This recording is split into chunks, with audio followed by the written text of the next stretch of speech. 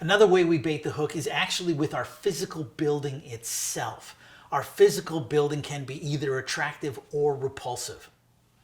So first of all, architecture itself communicates culture. Now, if you're an existing building, there may be very limited things you can do. But if you're looking for a move, keep this in mind that architecture communicates culture. And we're just going to do a little exercise where I'm going to show you a number of pictures of churches and just ask yourself, what's going on inside this church? First of all, you could probably tell the denomination, but ask yourself, how does the pastor dress? How does the people dress? What kind of music do they have? So look at church number 1. If you're guessing the pastor probably dresses in robes, you're probably right. Probably a lot of senior citizens, or actually probably not very many senior citizens, very old music in a church like this. This church here, pastor probably wears a suit, probably hymn singing church. Probably, maybe if they're not into hymns, they're probably doing Southern gospel. Decent chance that this church is King James only. This is a storefront church. This is a church that's bought a place in the mall.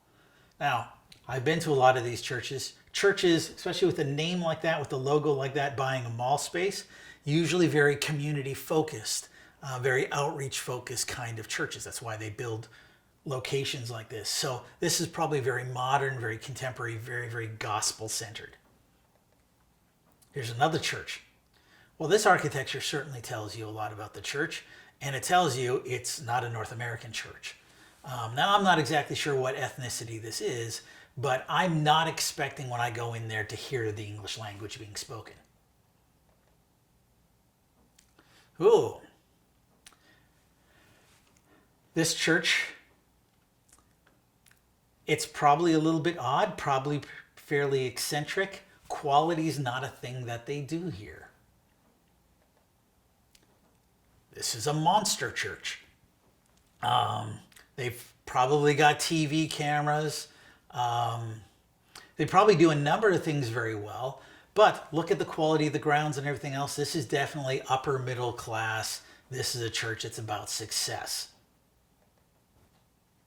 Now, this technically is a successful church, but the vibe of this particular campus gives you just a different feel. Okay, this is modern, this is cool, this is hip, but this is young and this is easily accessible, not just by upper classes, but it's accessible by everybody.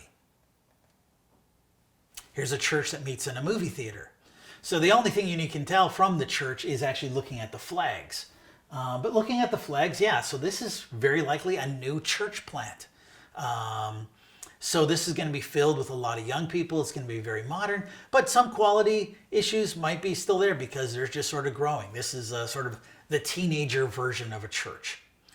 Now just notice, we're just guessing. I haven't been in any of those. Well, actually, I have been in one of those churches, but the vast majority of churches I've never physically been to. But nevertheless, just by looking at the architecture, you can get an impression of what kind of church is this. Now, when we're doing our designing, we need to be making architectural choices that communicate accurately who we really are. So if you're a hymn-singing, robe-singing church, by all means, stained glass and stone is your friend. But if that's not who you're targeting, if you're targeting a different group of people, if you're looking at unchurched young families, then maybe you should be thinking of an architectural style that achieves that end.